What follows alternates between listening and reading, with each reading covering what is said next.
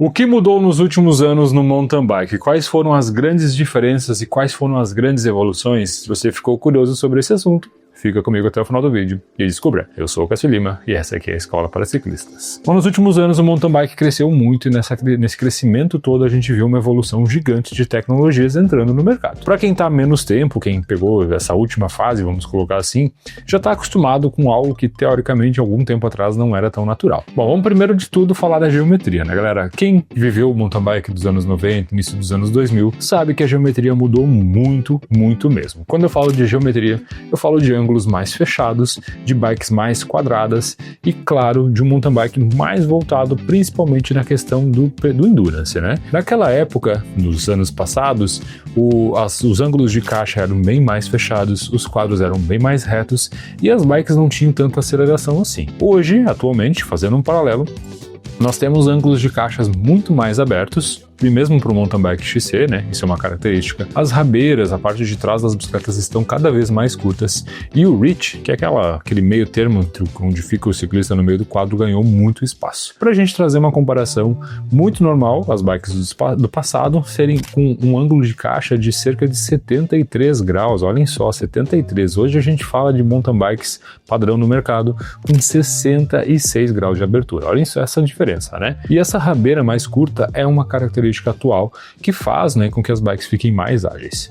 Além de ter essa questão do endurance na subida, claro que as subidas eram técnicas naquela época, hoje as subidas são técnicas, mas em matéria de descida a gente teve uma evolução gigante e isso é inegável. Afinal de contas, essa mudança que a gente viu nas bikes acompanha o nível da performance dos atletas. E claro que aí a gente tem um desafio cada vez maior sendo realizado no mountain bike XC.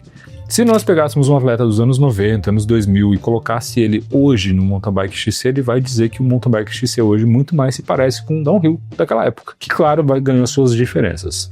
Notem, estou falando de uma comparação de modelos de bicicleta de muito tempo de distância, né, entre anos passados para agora, por isso que é importante a gente deixar esse ponto claro. Seguindo o nosso vídeo, outra coisa que mudou muito, muito mesmo dos anos 90 para cá foi o tamanho e o diâmetro dos pneus, isso mesmo. Claramente a gente vai falar dos pneus Aro 26, que eram tendência na época, né? Começou-se então com o pneu Aro 26, que era, né, medida de diâmetro que a gente utilizava, passou-se a utilizar 27,5 e depois, consequentemente, a 29, que é hoje uma dominância no mercado. Poucas pessoas ainda usam Aro 26, existe uma parcela que gosta de utilizar, alguns ainda utilizam a Aro 27,5, mas a grande maioria utiliza a Aro 29, né? A gente tem um melhor desempenho, uma maior evolução e claro que o ciclista acaba fazendo menos força, que está comprovado isso até mesmo cientificamente.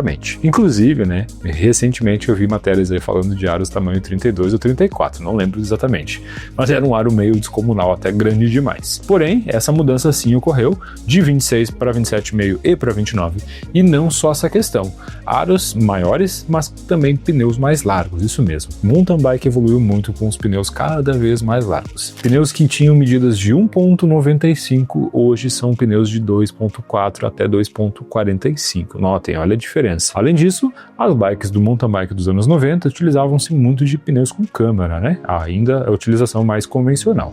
Hoje, a sua dominância é de pneus com tubeless, né? Um sistema que elimina completamente o uso de câmaras. E qual que foi o ganho que a gente teve com isso? Bom, claro que o mountain bike do atual, né, ele é muito mais técnico, a gente vai ter muito mais precisão e também muito mais controle na bicicleta devido a essa formatação, né? Essa combinação de geometria com pneus mais largos e maiores. Tudo isso faz com que a gente tenha, então, aí um desempenho mais arrojado e uma performance mais evoluída, né, mais acelerada nesse caso. Antes de falar o ponto número 3, aqui o que realmente mudou muito dos últimos anos para cá, eu vou te fazer um convite. Se você está gostando desse material, se inscreve aqui no canal, ativa as notificações e não perca nenhum dos nossos vídeos. O vídeo de hoje é um vídeo mais voltado para o mundo das curiosidades, mas a gente também faz análise de equipamento, análise de bicicleta e é muito importante para nós sabermos que vocês estão gostando desse conteúdo através do like, através da inscrição aqui no canal também. Tudo isso é muito importante para a gente continuar produzindo conteúdo e conteúdo de qualidade aqui para vocês. O ponto número 3 está relacionado aos componentes e aqui, galera, mudou muita coisa. As suspensões, primeiro de tudo, evoluíram e muito. As primeiras suspensões que chegaram no mercado eram suspensões mais simples, né, com cursos menores, então de 80 a 100 milímetros e não tão utilizadas em relação a recursos. Claro que o mundo evoluiu como um todo, né, a tecnologia veio chegando cada vez mais forte. Mas hoje é muito padrão a gente ver suspensões de 100 a 120 milímetros de curso reforço, com regulagem a ar, com diversos tipos de regulagem, como ajuste de nível de retorno, nível de rebound, e também atualmente suspensões como a suspensão Fly Attended, que tem o sistema de piloto automático, né? Uma suspensão basicamente que trabalha corrigindo a distância, corrigindo a sua tração, de acordo com a necessidade, de acordo com a leitura que ela faz do que o ciclista precisa. Olha só que louco que é isso, né? A gente até esquece desses pontos. Quando a gente fala de sistema de freios, com certeza uma grande diferença. Saímos de freios V-Brake, que eles utilizavam-se na época, para freios a disco hoje de 2 e 4 pistões, né? Freios muito mais potentes e muito mais seguros. E em matéria de relação de marchas, aí sim, aí o salto foi gigante, né? A gente saiu das antigas 3x9 para atualmente utilizar 1x12, que é o mais convencional. Além disso, a utilização de grupos eletrônicos é uma realidade, né? Grupos como o Shimano DI2 e mais ainda na SRAM, né? As suas versões T-Type, que tem, né, a versão Axis, que então é totalmente eletrônica. Mas mais do que isso, como eu disse para vocês, o ponto número 4, a chave desse vídeo, está relacionado a um aspecto que não é só tecnológico. O pedal dos anos 90/2000 para hoje tem uma mudança muito grande no seu conceito. Conceito? Como assim, Cássio? O que tu quer dizer com isso? Galera, nos anos 90 e nos anos 2000, os pedais eram muito mais exploratórios. Eles não utilizavam GPS, eles não utilizavam o Strava e não eram tão performáticos. Hoje em dia, os pedais se tornaram muito mais competitivos. Notem isso. Hoje em dia a gente utiliza o GPS, a gente utiliza o Strava, a gente usa segmento, a gente compara com outros atletas e isso elevou o nível do pedal um pouco mais para o lado da competição, um pouco mais para o lado da performance. Enquanto o ciclista antigo era mais raiz, no sentido de ir para um lugar, explorar com a sua bicicleta, sem se preocupar com tempo, com distância, com essas informações como velocidade média, o ciclista de hoje é muito mais atrelado principalmente à tecnologia, onde a gente vai utilizar redes sociais como o Strava e também outras redes como o Instagram, TikTok e tudo mais, e também a gente vai se preocupar muito mais com o desempenho, preocupar muito mais com a performance, preocupar muito mais como o outro nos enxerga. Então, fazendo uma amarração desse ponto, nos anos 90/2000 para cá, muito se mudou nos conceitos dos pedais. E, inclusive, aí talvez eu vou tocar um pouquinho na ferida, mas muito também mudou na vaidade do ciclista, que hoje se preocupa muito mais como ele é visto pelos seus colegas do que como realmente aproveitar a atividade que é o ciclismo.